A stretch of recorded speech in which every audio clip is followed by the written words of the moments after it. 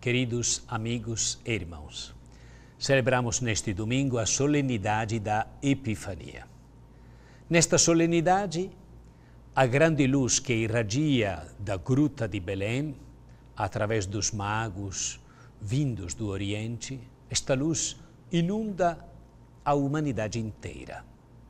A visão que nos apresenta o evangelista Mateus parece pobre e modesta. Parece-nos impossível reconhecer nela o cumprimento das palavras do profeta Isaías. Com efeito, a Belém não chegam os poderosos, nem os reis da terra, mas alguns magos, personagens desconhecidas, talvez vistas como suspeita, de qualquer maneira não dignos de atenção particular. Os habitantes de Jerusalém estão informados sobre aquilo que aconteceu, mas não consideram necessário preocupar-se. Nem sequer parece haver em Belém alguém que se interesse pelo nascimento deste menino, chamado pelos magos Rei dos Judeus, ou por estes homens vindos do Oriente que o vão visitar. Com efeito, pouco depois, quando o rei Herodes faz compreender quem é que efetivamente detém o poder, obrigando a Sagrada Família a fugir para o Egito e oferecendo uma prova da sua crueldade com o massacre dos inocentes, o episódio dos magos parece ser eliminado e esquecido. O acontecimento que Mateus nos narra não é um breve episódio insignificante que se conclui com o regresso apressado dos magos às suas terras. Ao contrário, é o início.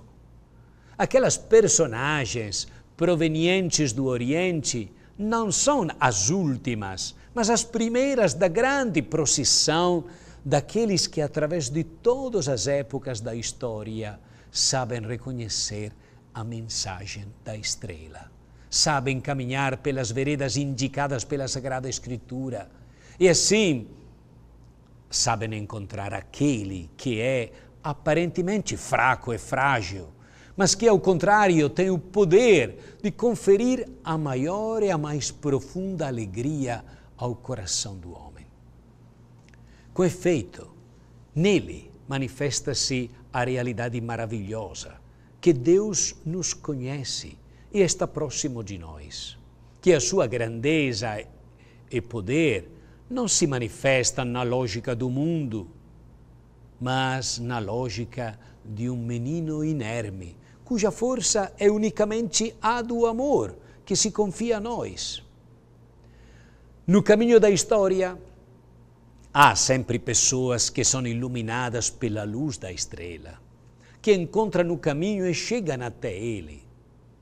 Todas vivem, cada uma à sua maneira, a mesma experiência dos magos. Eles levaram ouro, incenso e mirra. Sem dúvida, não são dons que correspondem às necessidades primárias ou cotidianas. Naquele momento, a Sagrada Família certamente teria tido mais necessidade de algo de diferente do incenso e da mirra, e nem sequer o ouro podia ser-lhe imediatamente útil. Mas estes dons têm um profundo significado. Representam o reconhecimento de uma pessoa como Deus e Rei, ou seja, são um ato de submissão. Querem dizer que, a partir daquele momento, os doadores pertencem ao soberano e reconhecem a sua autoridade. A consequência a que isto dá origem é imediata. Os magos já não podem continuar pelo seu caminho, já não podem regressar para junto de Herodes, já não podem ser aliados com aquele soberano poderoso e cruel. Foram conduzidos para sempre pela senda do menino, aquela que lhes fará ignorar os grandes e os poderosos deste mundo e que os conduzirá para aquele que nos espera no meio dos pobres, o único caminho do amor que pode transformar o mundo. Portanto, os magos não só se puseram a caminho, mas a partir daquele seu gesto teve início algo de novo. Foi traçado um novo caminho, desceu sobre o mundo uma nova luz que não se apagou. Realiza-se desta forma a visão do profeta. Aquela luz não pode mais ser ignorada no mundo. Os homens caminharão rumo àquele menino e serão iluminados pela alegria que só ele sabe doar. A luz de Belém continua a resplandecer no mundo inteiro. A quantos a acolheram, Santo Agostinho recorda, também nós, reconhecendo Cristo, nosso Rei e sacerdote morto por nós, o honramos como se tivéssemos oferecido ouro, incenso e mirra. Só nos falta dar testemunho dele, percorrendo um caminho diferente daquele pelo qual nós viemos. O que no presépio procuramos reproduzir não é um sonho, nem sequer um inútil jogo de sensações e de emoções desprovidas de vigor e de realidade, mas é a verdade que se irradia no mundo. Mesmo que Herodes pareça ser sempre mais forte e aquele menino pareça poder ser incluído entre aqueles que não têm importância, ou até espezinhado. Mas somente naquele menino se manifesta a força de Deus que reúne os homens de todos os séculos, para que, sob o seu senhorio, percorram o caminho do amor que transfigura o mundo.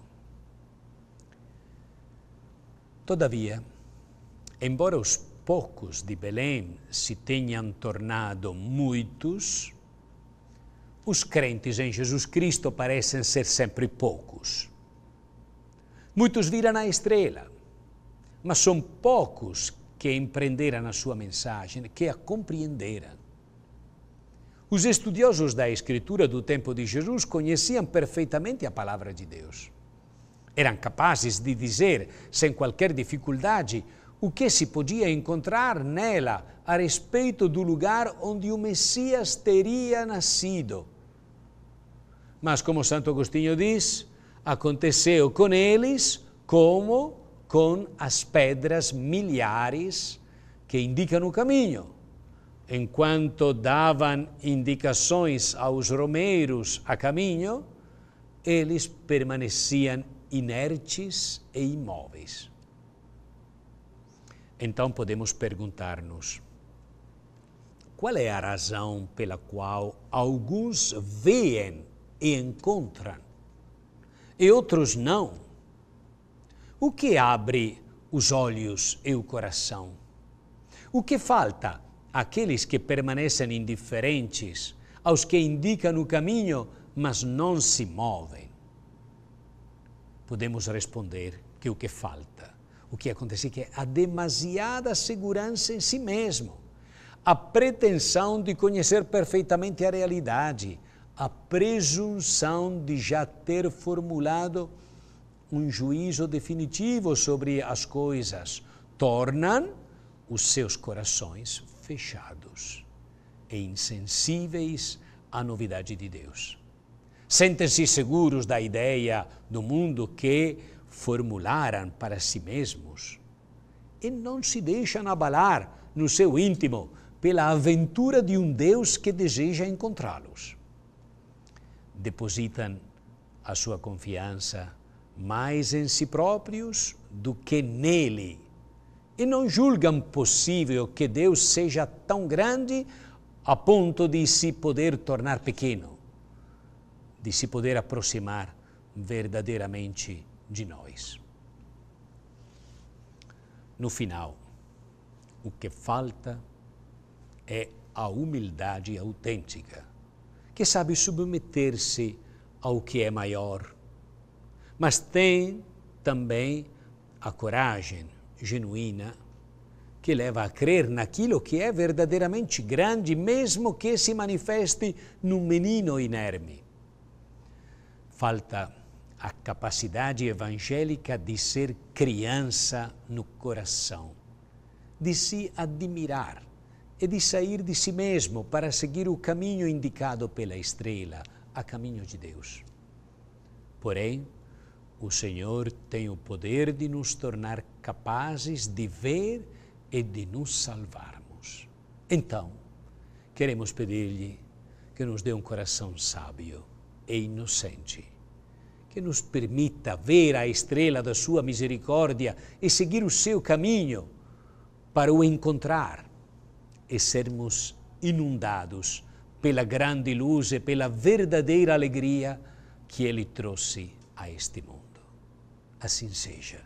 E Deus abençoe a todos em nome do Pai, e do Filho, e do Espírito Santo.